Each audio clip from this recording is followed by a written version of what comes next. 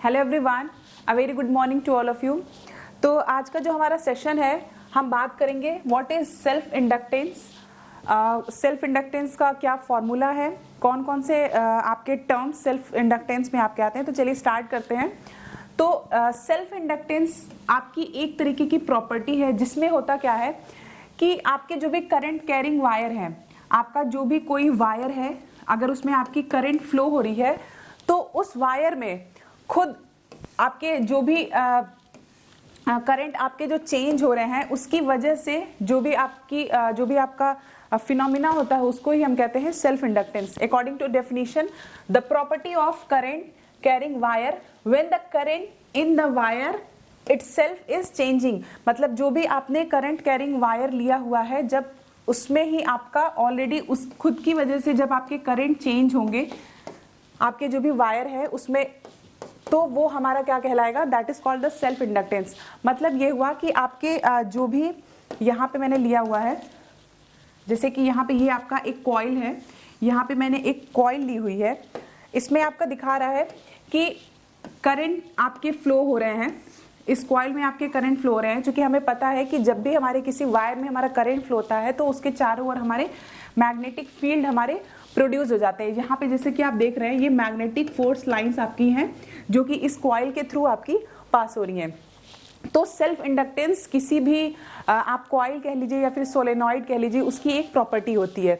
Next हम बच्चों बात करें अगर कि दूसरी डेफिनेशन की अगर हम बात करें तो definition according to the second definition, the self inductance is the property of a coil due to which it opposes any kind of changes in the current flowing through the coil by inducing an EMF across the coil। मतलब आपका Faraday law के according ही है आपका self inductance की। आपका जो भी ये एक तरीके की ऐसी प्रॉपर्टी है जिसमें क्या होता है कि आपके जो भी आपके चेंज होंगे करंट फ्लो में, आपका कोई भी अगर आपका यहाँ पे हमने कॉइल लिया है, इसमें अगर आपकी कोई करंट फ्लो हो रही है, इसमें अगर चेंजेस है तो उस चेंजेस के according through the coil by the induced an EMF across the coil, आपका जो भी इंड्यूस्ड ईएमएफ होगा वो आपका कहलाएगा सेल्फ इंडक्टेंस। फॉर्मूले की अगर हम बात करें तो यहाँ पे हम देख रहे हैं, जैसा कि यहाँ पे हमारा कॉइल है, इसमें आपके फ्लक्स आपका फाई प्रोड्यूस हो रहा है। तो जितना मैंने बताया था आप लोगों को कि जो मैग्नेटिक फील्ड में हम फ्लक्स के एनालॉगस हम इलेक्ट्रिक फील्ड को हम करंट के रूप में लेते हैं। तो ठीक वैसे ही यहाँ पे है आपका कि जब आपके किसी भी कॉइल में या फिर किसी वायर में आपका फ्लक्स प्रोड्यूस होगा तो उस फ्लक्स के कारण आपके करंट प्रोड्यूस होंगे। तो फ्लक्स आपका डायरेक्टली प्रोपोर्शनल है करंट के। इस प्रोपोर्शनैलिटी कांस्टेंट को हटाने के लिए हमने एक कांस्टेंट हम यहाँ पे लगाते हैं, that is L. Phi is equals to L into I. और यहाँ पे हमने n नंबर ऑफ टर्म्स लिया हुआ है। मतलब क्या हुआ कि आपका ये इसमें जितने भी आपके फ्लक्स प्रोड्यूस हो रहे हैं, अगर आपके n नंबर ऑफ टर्म्स है तो टोटल फ्लक्स आपके कितने हो जाएंगे, n into phi, that is equals to l into I. तो यहाँ से हमें जो l की वैल्यू निकल जाएगी वो आपकी हो जाएगी l is equals to n phi upon I. और यही आपका l क्या हो जाएगा, सेल्फ इंडक्टेंस आपका हो जाएगा इस कॉइल के लिए या फिर इस सोलेनॉइड के लिए। नेक्स्ट हम बात करेंगे सेकेंड मेथड की। बच्चों अगर हम बात करें तो सेकेंड मेथड में भी हम इंडक्टेंस को ही फाइंड आउट करेंगे। यहाँ पे हमने लिया हुआ है एक सोलेनॉइड हमने लिया हुआ है जिसका कि एरिया आपका क्रॉस सेक्शनल एरिया आपका a है और लेंथ इसकी l है।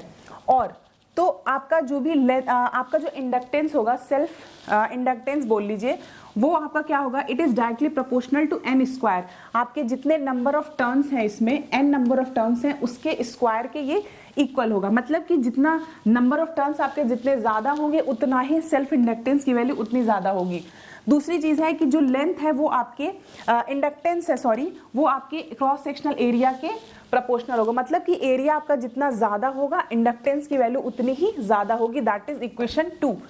दूसरी चीज है L आपका इनवर्सली प्रोपोर्शनल होगा 1 अपॉन लेंथ के। मतलब क्या हुआ कि लेंथ आपकी जितनी आप इंक्रीज करोगे, लेंथ जितना ज्यादा इंक्रीज होगा, आपके इंडक्टेंस की सेल्फ इंडक्टेंस की वैल्यू उतनी ही आपकी कम होगी। क्योंकि एरिया कवरेज आपको क्या होगा, एरिया कवर मतलब लेंथ अगर ज्यादा है तो हमें ज्यादा फ्लक्स की जरूरत पड़ेगी, तो इसलिए हमारा क्या होगा, लेंथ को हम इंक्रीज करेंगे तो क्या होगा, आपका लेंथ को इंक्रीज करने की वजह से आपके जो इंडक्टेंस की जो वैल्यू होगी, सेल्फ इंडक्टेंस की वैल्यू, वो आपकी डिक्रीज होने लगी।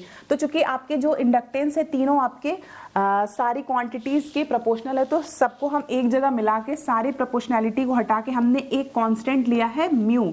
तो यहाँ पे आपके फॉर्मूले हो गए L is equal to mu N square A upon L, जहाँ पे म्यू आपका डिनोट करता है परमिएबिलिटी ऑफ दैट मटेरियल।